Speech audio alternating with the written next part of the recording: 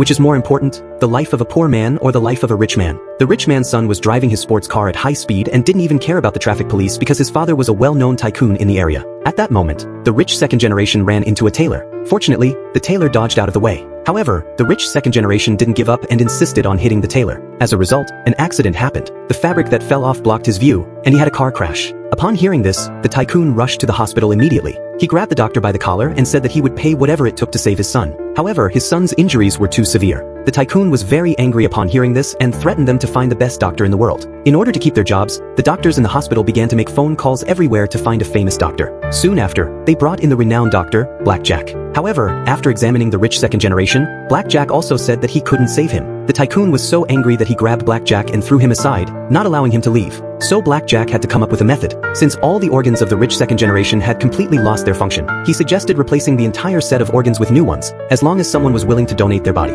The tailor was brought back, and the tycoon had bribed all the judges in advance. Soon, the tailor was convicted. After being put under general anesthesia, the tailor was taken to the operating table. Before the surgery, Blackjack asked everyone to leave the operating room, as he needed to focus on the operation. After a long time, the surgery was finally completed. The tycoon rushed into the operating room and was very surprised to see his son breathing normally. The doctors kept praising Blackjack's medical skills. 2 months later, when the bandages were removed, the rich second generation was successfully revived, and the tycoon was very happy. Blackjack didn't say much, just asked the tycoon to send the surgical fee to his inn quickly. The tycoon happily went home to get the money, but the butler rushed over to tell him that the rich second generation was gone. At this moment, the rich second generation had returned to the tailor's shop. The mother thought the rich second generation was there to cause trouble, but he immediately picked up the scissors and showed his cutting skills. After seeing this technique, the mother confirmed that he was her son. It turned out that Blackjack had known that the rich second generation was already dead, so he had transplanted the face of the rich second generation onto the tailor's face, thus saving the tailor's life. At that moment, Blackjack walked in carrying a box, which contained the medical fee sent by the tycoon. He told them to take the money and leave that place.